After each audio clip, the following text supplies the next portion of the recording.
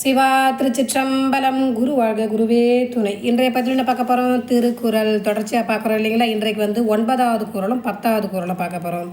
வாங்க குறளுக்குள்ளே போகலாம். கோலில் பொறியில் குணமிலனே என் குணத்தான் தாளை வணங்கா தலை. பொருள் என்ன சொல்கிறாங்க? 8 குணங்களையுடைய கடவுளின் திருவடிகளை வணங்காத தலையானது கேளாத செவி பாராத கண் போல பயனற்றதாகும். என்ன சொல்கிறாரு? இந்த கண், காது, மூக்கு, வாய் எல்லாமே கொடுத்தது இறைவன் நம்மளுக்கு கொடுத்தது. இறைவனை தொழுறதுக்கும் இறைவனை இப்போ இறைவனோட புகழை பாடுறதுக்கும் தான் நம்மளுக்கு படைச்சிருக்காரு சரிங்களா? அதனால் இறைவனோட புகழை பாடுங்க. இறைவனை உற்று பாருங்கள்.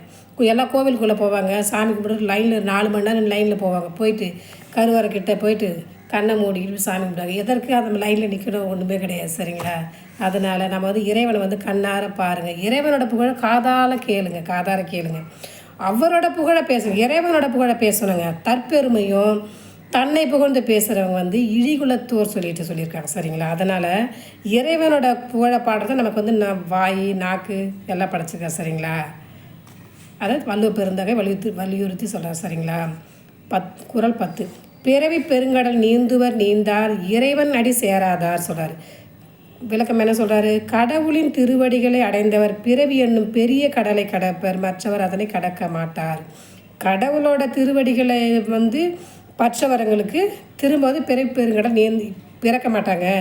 பற்றாதவர்களுக்கு பிறவி பெருங்கடல் திரும்ப பிறப்பாங்கன்னு சொல்லிட்டு வள்ளுவ பெருந்தகை சொல்கிறாரு. அதனால் எல்லோரும் கடவுளோட திருவடி பற்றுவோம். இனி பிறவி பெருங்கடல் விழாமல் நம்ம இறைவனடி சேருவோம். பிடிச்சிருந்த லைக் பண்ணுங்கள். வாழ்க வளமுடன். திருச்சிற்றம்பலம்.